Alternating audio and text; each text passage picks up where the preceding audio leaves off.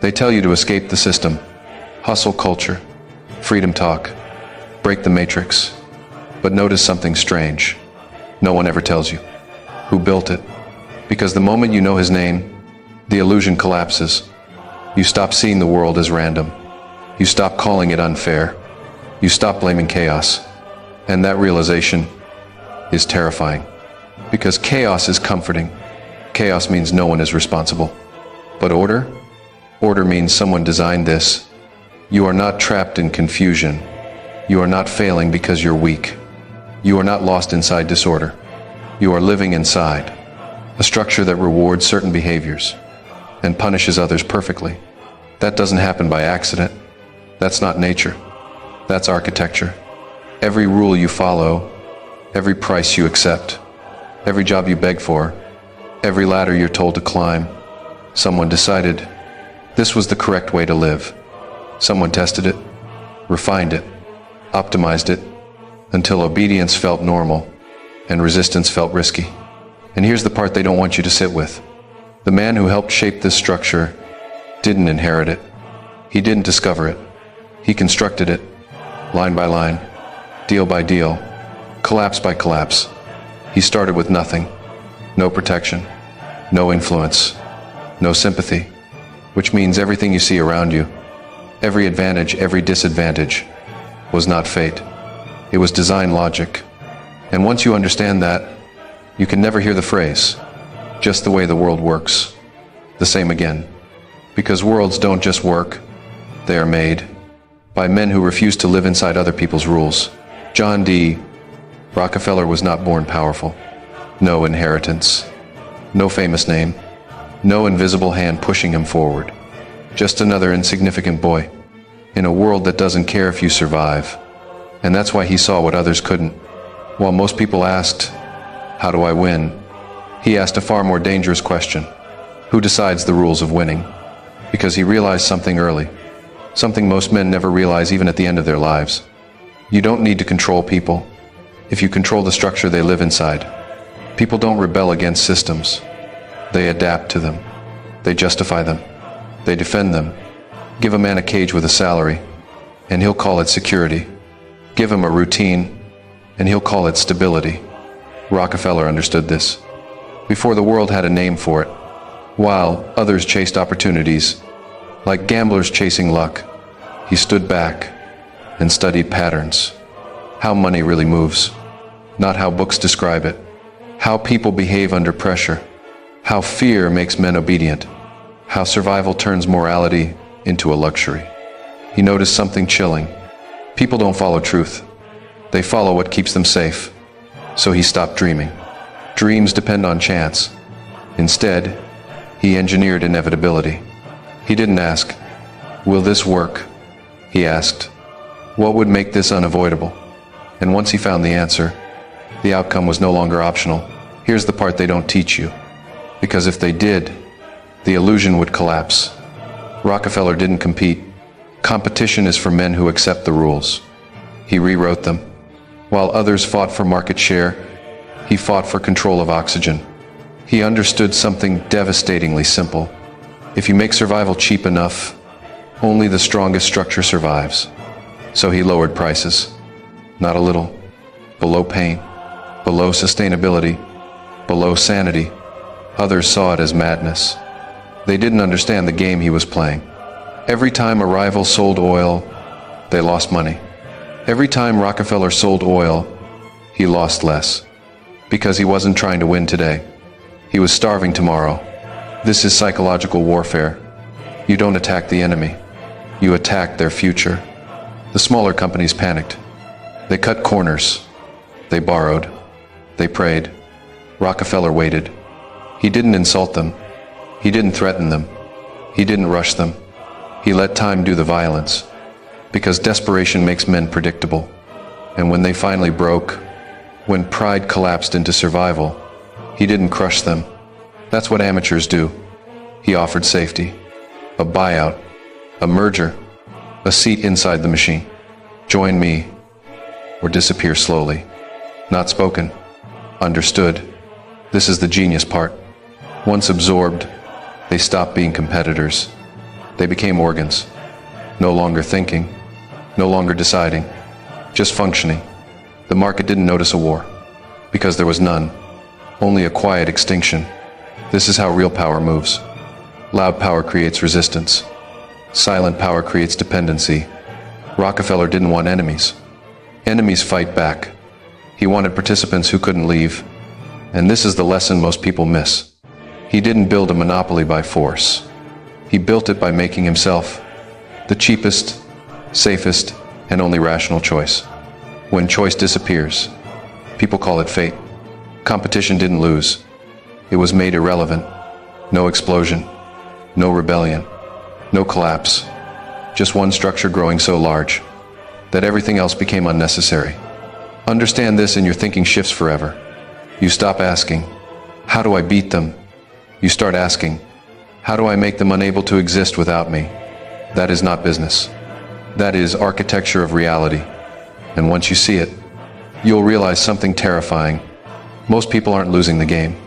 They're playing the wrong one. People call them ruthless. They whisper it as if it's a crime. But listen carefully. Ruthless men are predictable. They react. They lash out. They punish. They fail when the world doesn't bend to their anger. Rockefeller, he didn't react. He calculated. He observed. He waited. He moved like a surgeon, slicing reality precisely where it hurt the least and gained the most. He didn't hate the men he crushed. He didn't love them either. Love and hate are weaknesses. Emotions are levers others use to control you. He used reality itself as his weapon. Not people, not laws, not ethics. Reality. Patterns. Numbers. Consequences. I do not believe that an industrial combination is injurious to the public. Say it again. Say it slowly. Hear the arrogance. Hear the precision. He didn't ask permission to act. He didn't wait for approval to do what was necessary. He didn't appeal to morality. He defined it after winning. You think morality restrains the world? No. Morality is what the world invents to explain the winners after they win. He built the system that judges others, and then played inside it perfectly. Every ruthless move you despise was not cruelty. It was mathematics, strategy, inevitability. And here's the terrifying part. You will never understand ruthlessness until you stop imagining emotions in the decision and start imagining results. Rockefeller didn't do what was right. He didn't do what was wrong. He did what worked every time. And the world, blinded by morality, called it ruthless. But ruthlessness is easy. What he had was mastery over reality itself. This is where it gets uncomfortable, because the system you say you hate, the one you blame for your stress, your exhaustion, your feeling of being replaceable, was not an accident. Efficiency, monopolies, optimization, scale, domination. These are not modern ideas. They are Rockefeller's fingerprints. Corporations didn't evolve naturally. They were designed. Designed to remove emotion. Designed to reward obedience. Designed to turn humans into units of output. You call it productivity. He called it control without force. Standardization. Same process. Same rules. Same expectations. Not to help you succeed, but to make you predictable. Because predictable people are easy to replace. And replaceable people don't negotiate. Vertical integration. Owning the supply. Owning the process. Owning the distribution. So no matter where you run, upstream or downstream, you still belong to the same hand. You don't choose. You circulate. Cost control. Lower wages. Lower individuality. Lower resistance. You're not paid based on value. You're paid based on how cheaply you can be kept functional. Just alive enough to work. Just tired enough not to rebel. Market ownership. Not dominance through violence. Dominance through necessity. When people need what you control, they don't fight you. They justify you. They defend you. They become your unpaid soldiers. You think you're living in chaos. You're not. You're living inside a perfectly ordered machine that only feels chaotic because you were never meant to understand it. Confusion keeps the machine running. Here's the part that hurts the most. You are trying to escape this system by improving your productivity, by optimizing your routine, by scaling your income, by becoming more efficient. Read that again. You are using his rules to fight his creation. That's not rebellion. That's compliance in disguise. Rockefeller doesn't need to be alive. His ideas already are. They wake you up early. They measure your worth. They reward your obedience. They punish your hesitation. And they whisper the same lie every day. Work harder, and maybe you'll be free. But Rockefeller knew the truth. Freedom is not given. Inside a system, it is taken. By those who understand how systems think. This is why his legacy is dangerous. Not because it enslaves you, but because it convinces you that this is just how the world works. And once you accept that, you stop asking how to escape and start asking how to survive, which is exactly what the system was designed to make you do. But here's the real lesson, and this is where most minds fail to follow. Rockefeller didn't wait for life to be fair, because fairness is a concept invented by people who don't control outcomes. He understood something brutally simple. Reality doesn't reward effort, it rewards alignment. So he didn't fight reality, he translated it. When laws blocked him, he didn't protest. He didn't complain. He didn't rebel. He restructured. He changed the shape of his business, so the same control existed, under a different name, same power, new form. Because rules don't stop thinkers. They only stop those who move in straight lines. When public opinion turned against him, he didn't argue. He donated, not out of kindness, out of intelligence. He understood that morality is emotional, and emotions are cheap to buy. Hospitals, universities, foundations. And suddenly the man called a monster was now a philanthropist. Same wealth, same dominance. New story. Because people don't hate power. They hate power that doesn't apologize. When they called him evil, he didn't defend himself. He became essential. He embedded himself so deeply into the economy that removing him would collapse the very people attacking him. Jobs depended on him. Industries depended on him. Cities depended on him. And at that moment, morality lost its teeth. Because the world can afford to hate villains, but it cannot afford to lose functionality. This is the part most people can't accept. Rockefeller didn't adapt to society's values. He adapted faster than values could form. Before society could decide whether what he did was right or wrong, it was already necessary. That's why his mindset is terrifying. He didn't ask, "Is this allowed?" He asked, "Will this become unavoidable?" And once something becomes unavoidable, permission becomes irrelevant. This is not about oil. This is not about money. This is about operating above emotional timelines. While others were busy judging, he was busy positioning. While others argued ethics, he built infrastructure. While others waited for approval, he made approval pointless. This is what it means to write life in your own language, not by forcing the world to agree with you, but by shaping reality until the world has no choice but to follow. And once you understand this, you'll stop asking, "Why is the system unfair?" and start asking the only question that actually changes destiny. How do I become impossible to remove? He understood something most people never will. Not strategy, not luck, not morality. He understood existence itself as a chessboard. Don't fight the world as it is.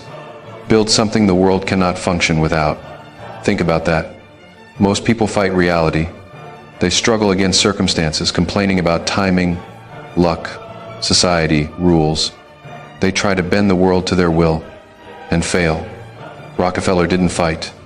He mapped the rules, the patterns, the weaknesses of the world, then built something so essential that resistance became irrelevant. He didn't need everyone to like him. He didn't need everyone to understand him. He needed only inevitability. That's not ambition. Ambition is trying to be bigger, louder, faster than others. Inevitability thinking is erasing the possibility of failure before it exists. He didn't win deals. He didn't crush competitors.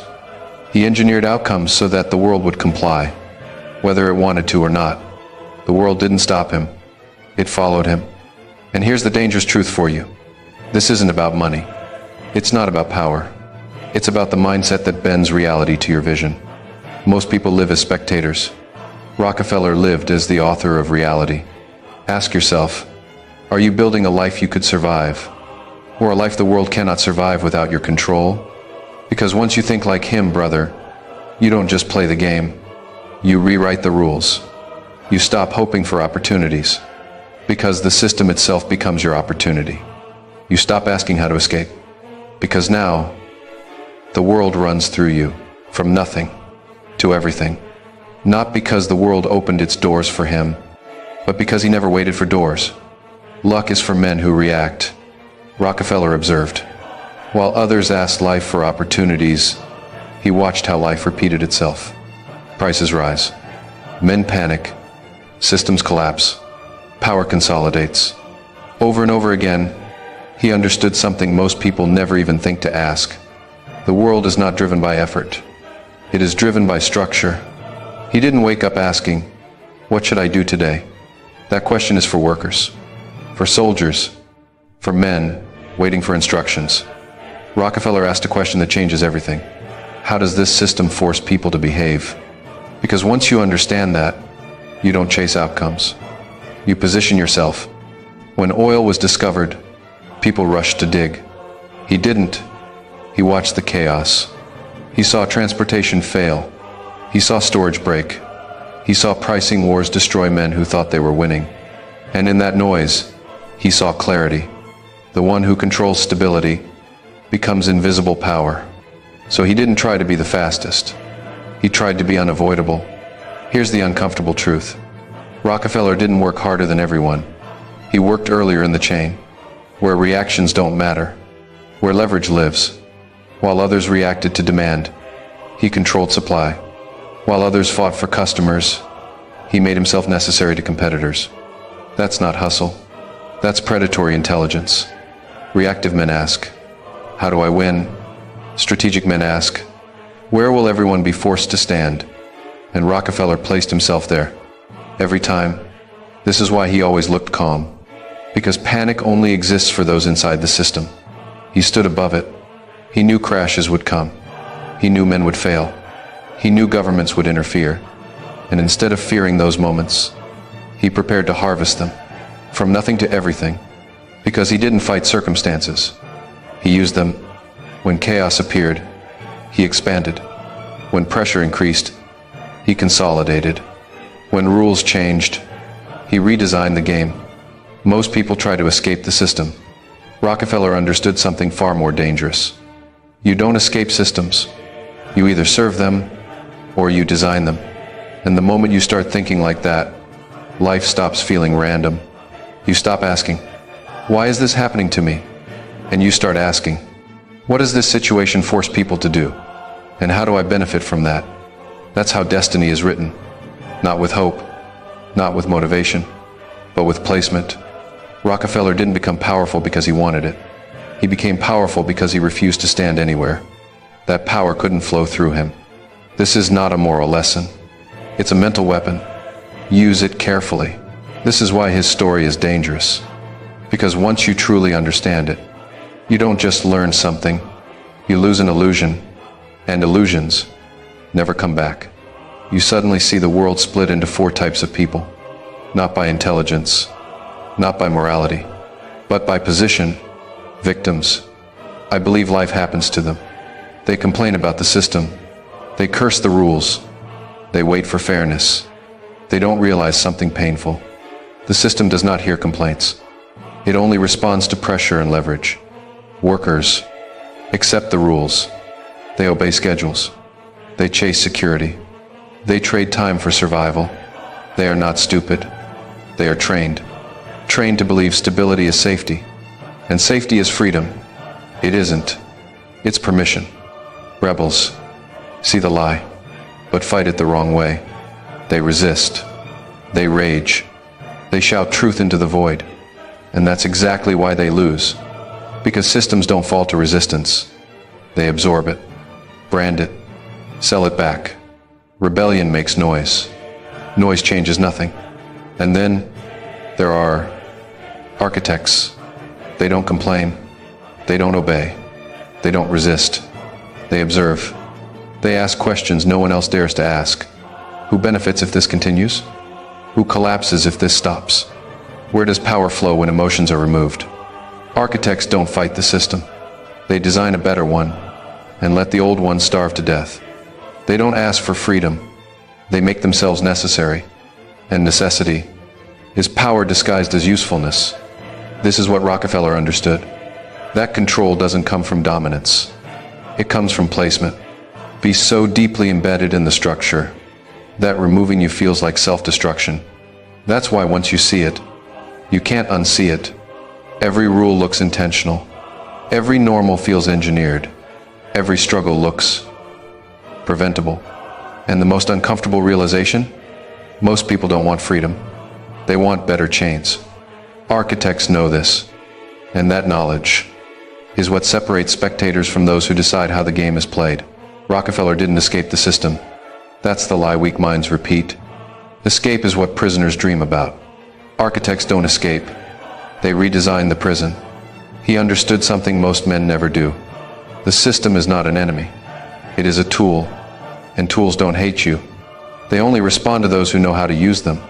While people screamed about unfairness, Rockefeller studied leverage, where pressure accumulates, where control naturally flows, where one decision affects millions of outcomes. He didn't ask, how do I survive in this world? Because survival thinking is small thinking. Survival keeps you reacting. Reacting keeps you predictable. Predictability keeps you controllable. Instead, he asked something colder, something heavier. If this world already runs on systems, why would I fight them when I can become the system? This is where morality collapses, because systems don't have feelings. They don't care if you're good. They don't care if you're evil. They only care about efficiency. Rockefeller removed emotion from the equation, not because he lacked humanity, but because humanity clouds judgment. He didn't hate the worker. He didn't hate the competitor. He simply accepted a brutal truth. If I don't design the structure, someone else will, and I will live under their rules. So he chose authorship, not participation. Understand this. Most people live inside systems they didn't design. Education systems, work systems, money systems, belief systems, and then they spend their entire lives trying to escape them. But escape never leads to freedom. It only leads to another cage. Rockefeller saw beyond that illusion. He realized, power doesn't come from rebellion. Power comes from replacement. You don't destroy a system, you make it obsolete. And that's where the question changes. Not, how do I win? Not, how do I get rich? But something far more dangerous.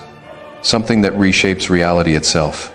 What kind of system do I want people to wake up inside every day, without ever realizing who built it? Because the moment you ask that question, you stop thinking like a victim. You stop thinking like a worker. You stop thinking like a rebel. You start thinking like a founder of reality. That's why Rockefeller still matters. Not because of money, not because of oil, but because he proved this.